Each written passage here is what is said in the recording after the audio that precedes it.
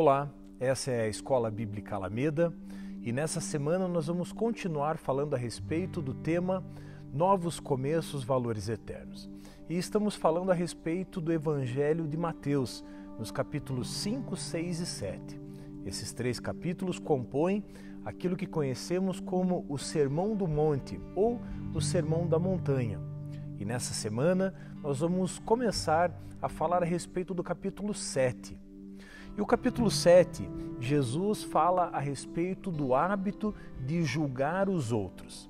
É justamente nesse primeiro recorte, entre os versículos 1 e 6, que nós vamos nos concentrar na aula de hoje. O hábito de julgar os outros. Eu quero começar essa aula lendo esses 6 primeiros versículos que falam justamente a respeito do julgamento. Diz assim a palavra do Senhor. Mateus capítulo 7, entre os versículos 1 e 6. Não julguem para que vocês não sejam julgados, pois com o critério com que vocês julgarem, vocês serão julgados. E com a medida com que vocês tiverem medido, também vocês serão medidos. Porque você vê o cisco no olho do seu irmão, mas não repara na trave que está no seu próprio olho? Ou como você dirá ao seu irmão: deixe que eu tiro o cisco do seu olho, quando você tem uma trave no seu próprio?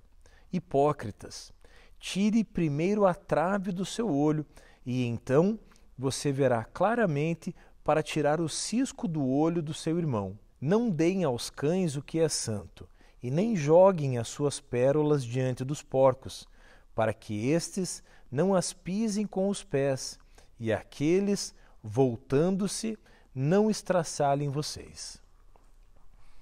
Pois bem, meu irmão, minha irmã, esses 6 primeiros versículos do capítulo 7 são versículos muito preciosos, versículos carregados de ensinamentos muito importantes para a minha e para a tua vida. Pois bem, meu irmão, minha irmã, eu quero começar dando destaque ao versículo 1, quando Jesus vai dizer: não julguem para que vocês não sejam julgados. Aqui há um imperativo de Jesus, há uma ordem de Jesus. Eu e você não devemos julgar. Eu quero destacar essa palavra, julgar, porque além do primeiro significado dela, que é o de julgamento, ela também pode significar uma condenação. E aqui eu aprendo de início que Jesus não está dizendo que nós não devemos julgar nenhuma das coisas. Até porque eu e você, enquanto cristãos, nós precisamos ter um senso crítico a respeito das coisas. Então a questão aqui não é simplesmente não julgar ou não avaliar. Aqui a questão principal é de condenação, de medida. Porque Jesus diz: não julguem para que você não seja julgado. Aqui eu quero destacar essa questão do julgamento. Jesus pede para que eu e você não julguemos o próximo, mas antes, eu e você precisamos julgar a nós mesmos. E essa questão do julgamento próprio, ela é muito interessante, porque quando olhamos para as falhas de outra pessoa, para os erros que os outros cometem, eu e você de imediato podemos lançar sobre ela um julgamento a partir da nossa visão e já imediatamente também uma condenação, sem sequer saber a motivação pela qual aquela pessoa está agindo daquela forma. E a melhor forma de avaliarmos isso é começando a julgar a nós mesmos. Porque muitas vezes nós somos muito duros no julgamento com os outros, mas por outro lado, queremos receber misericórdia, queremos receber brandura naquilo que se refere ao julgamento com a nossa pessoa. E aqui eu já vejo o primeiro dos obstáculos à nossa santidade. Porque vale lembrar que Jesus, no Sermão do Monte, ele está apresentando o reino de Deus. E dentre os critérios para entrar nesse reino, um deles é a santidade. E o julgamento aqui é um obstáculo à santidade. Porque Jesus, no versículo 2, continua dizendo: pois com o critério com que vocês julgarem, vocês serão julgados. e com a medida com que vocês tiverem medido, vocês também serão medidos. Aqui nós podemos aprender que existe aquilo que a Bíblia chama de regra de ouro. Eu não devo fazer ao outro aquilo que eu não quero que seja feito comigo. Da mesma forma, Jesus usa aqui o mesmo princípio. Eu não devo julgar o outro, porque eu também não posso ou eu também não desejo ser julgado com dureza. Aqui, meu irmão, minha irmã, eu aprendo que se há alguém que precisa ser julgado, sou eu mesmo. Antes de apontar o dedo para o próximo, eu preciso olhar para mim. Porque se você já foi alcançado pela graça do Senhor, se você já é um filho de Deus, se você foi alcançado pelas misericórdias de Deus que se renovam a cada manhã, você não tem o direito de apontar o dedo para o outro e estabelecer julgamento. A Bíblia diz que há somente um juiz, o justo juiz que é Deus. Por isso, antes de julgarmos o próximo, nós precisamos submeter a nossa vida e o nosso coração ao julgamento de Deus. E quando olhamos para o nosso coração, quando pedimos para que o Espírito Santo nos sonde, nós vamos encontrar em nós uma série de defeitos, uma série de dificuldades. E por isso, quando olhamos para o outro que também está passando por dificuldades e tomando atitudes, tomando procedimentos que nós não concordamos, eu e você precisamos também entregar ao outro a mesma misericórdia que nós recebemos. Porque, como falamos anteriormente, nós não sabemos a motivação do coração pela qual aquela pessoa está agindo. E é por isso que Jesus pede para que o nosso critério de julgamento ele seja leve. Porque com esse mesmo critério nós mesmos seremos julgados. Aqui há um princípio e há uma promessa. Quanto mais misericórdia eu exerço para com o meu próximo, mais misericórdia também eu vou receber. Há algo muito importante também a ser destacado.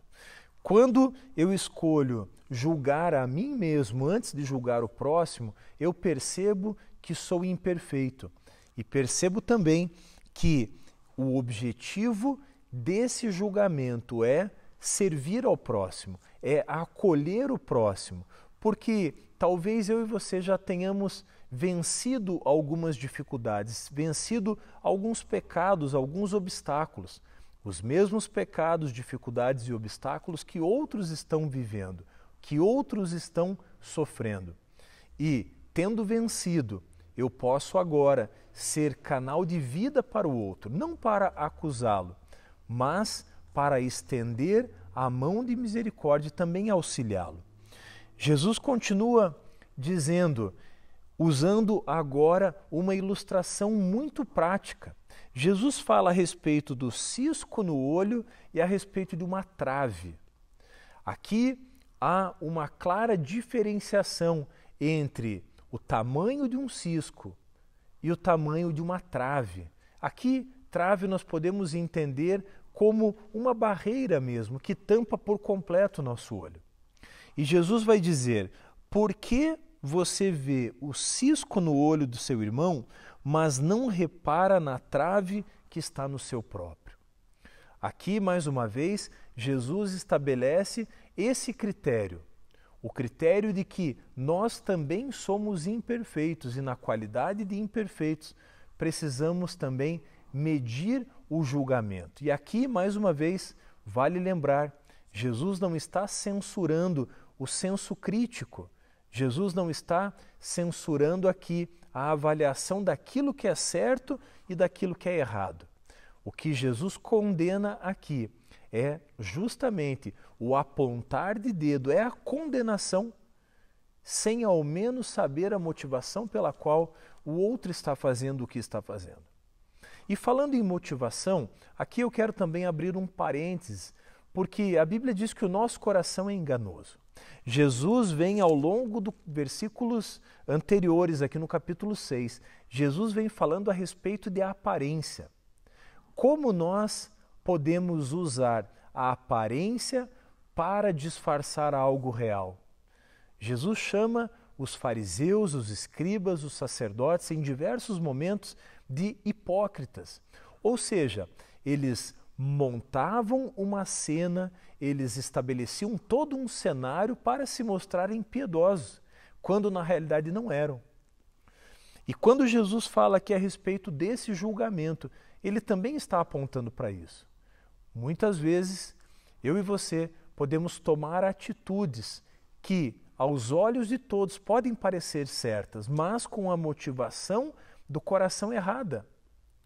E o inverso também é verdadeiro. Muitas vezes a motivação do nosso coração é muito boa, mas o resultado da ação é ruim. Quantas vezes você foi querer ajudar uma pessoa e acabou saindo tudo errado? Às vezes, com a motivação certa, você foi dar um conselho e foi mal entendido. É disso que Jesus está falando. Eu e você não conhecemos a motivação do coração das outras pessoas. Por isso, precisamos ter muita cautela no que diz respeito ao julgamento. E quando Jesus usa a ilustração aqui do cisco no olho e na trave, Jesus está apontando justamente para a imperfeição das pessoas. A Bíblia diz que não há um justo sequer.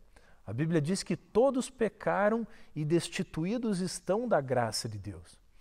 Ou seja, nós estamos todos nivelados no mesmo patamar. Todos necessitamos da graça de Jesus, todos necessitamos de misericórdia, que, como diz a palavra de Deus, se renovam a cada manhã. Eu e você, por mérito próprio, jamais seríamos capazes de alcançar a nossa salvação.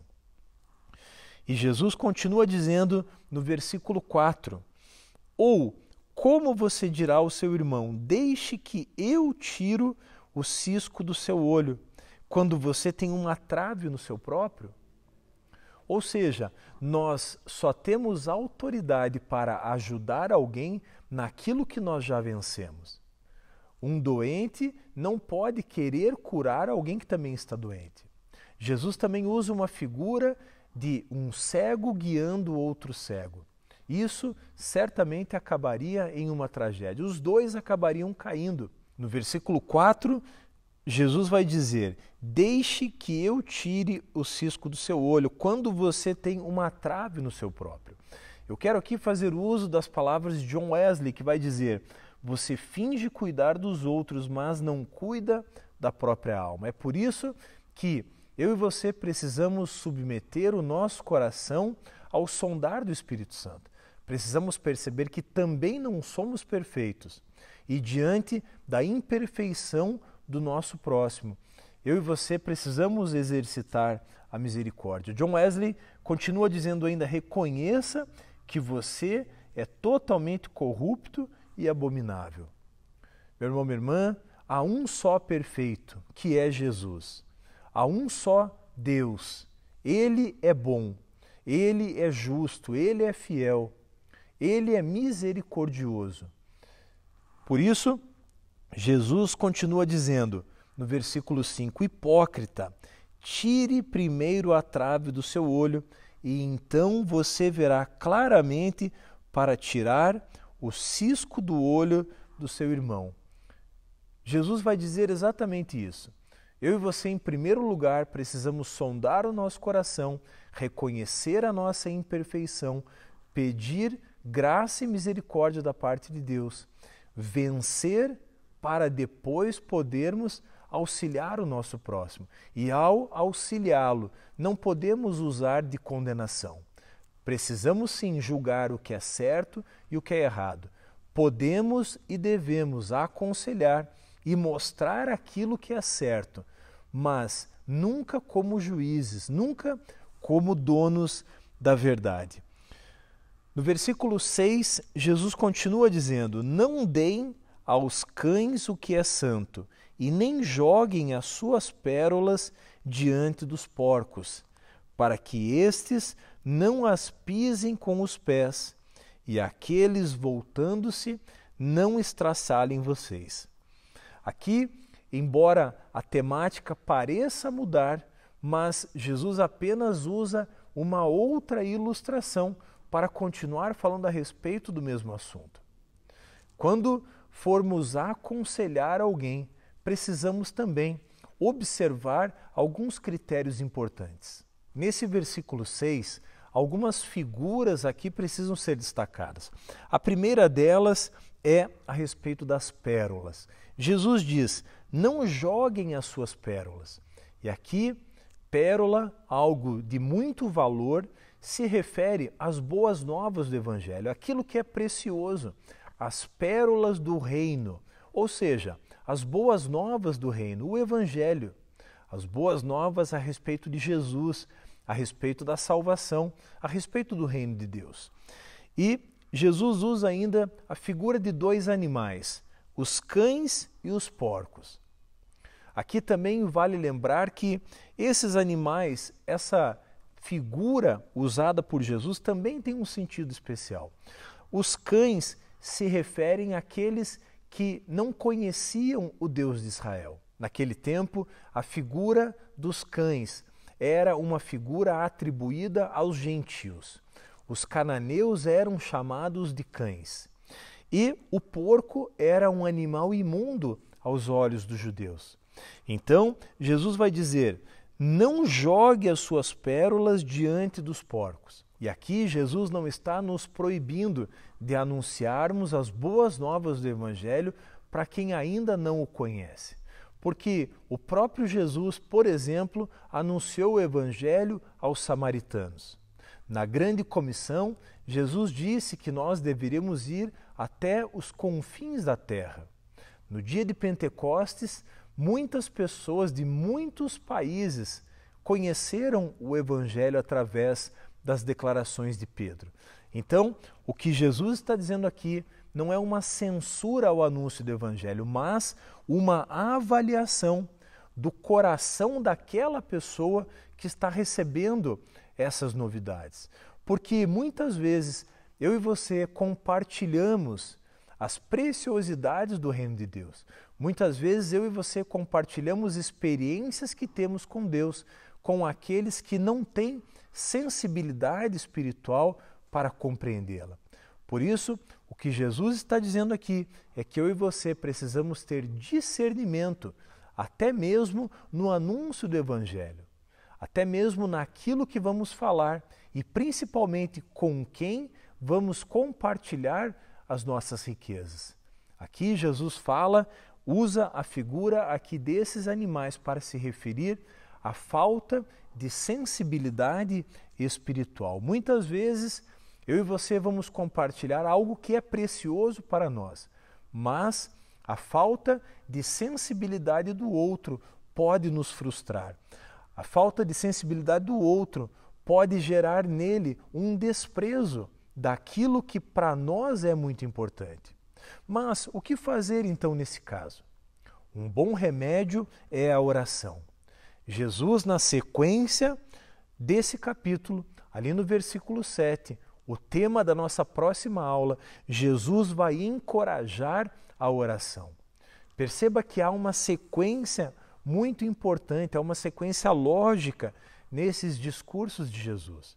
Por isso, eu termino essa aula te incentivando a anunciar, sim, as verdades do Evangelho, mas, principalmente, orar em primeiro lugar, pedir discernimento para Deus, compreender o lugar no qual você está inserido, seja na sua família, seja no seu local de trabalho, seja na rua, antes de compartilhar as suas experiências. Pergunte para o Espírito Santo o que você deve falar, de que maneira você deve falar. E, principalmente, não estabeleça nenhum tipo de julgamento, como se você estivesse numa corte, sendo ali, ocupando ali o lugar de juiz. Não, eu e você somos alvos da graça e da misericórdia de Deus.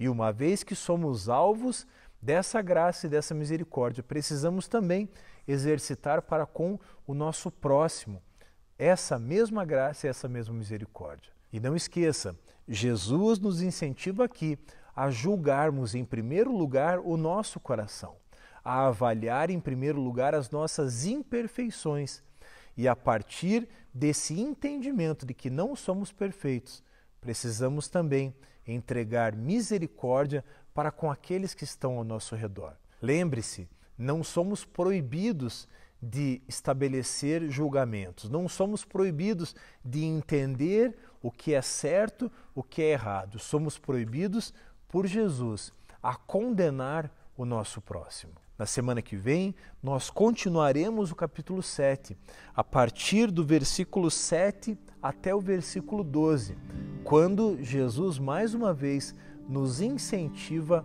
a orarmos. Eu encerro aqui mais uma aula da Escola Bíblica Alameda e te convido para que na semana que vem você esteja conosco mais uma vez. Se você gostou desse vídeo, se ele foi útil, deixe o seu comentário, deixe o seu like, inscreva-se no nosso canal e ative o sininho para receber as nossas atualizações. Deus te abençoe e até nossa próxima aula da Escola Bíblica Alameda.